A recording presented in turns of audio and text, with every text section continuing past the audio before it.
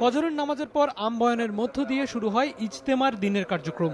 এরপর জিকির আজগারে শরীক হন লাখো মুসল্লি। এ সময় মহানবী সাল্লাল্লাহু আলাইহি সাল্লামের বাণী ও ইসলামিক বিভিন্ন আচারের বিষয়ে শিক্ষা দেন মুরব্বী বা দলনায়ক। এই ইজতেমার মাধ্যমে সারা দেশের মানুষের ধারে ধারে দিনের দাওয়াত পড়ছে। কিভাবে আমি দিনদার হতে পারি, এর জন্য এত কষ্ট মুজাহিদ এখানে আসা। এই আমলের দ্বারা তারা সর্বোচ্চ জান্নাত পাবে।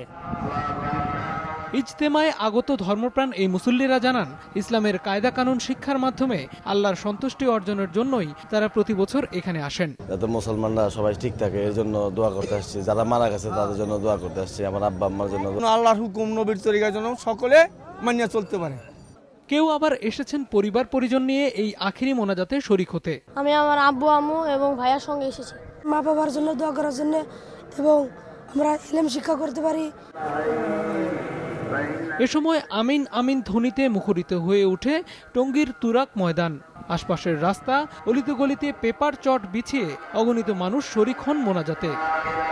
দেশ বিদেশের লাখো লাখো ধর্মপ্রাণ মুসল্লি এই টঙ্গীর তুরাক পাড়ে সমবেত হয়েছেন ইহলৌকিক মুক্তি এবং পরকালীন শান্তির জন্য, আজকের এই আখিরি মোনাজাতে শরীক হওয়ার জন্য। এর মাধ্যমে তারা মনে করছেন তাদের যেমন এই বিশ্বেও শান্তি মিলবে, তেমনি পরলৌকিক জীবনেও তারা শান্তি পাবেন। টঙ্গীর ইজতেমা ময়দান থেকে নিয়ামুল আজিজ সাদেক, সময় সংবাদ।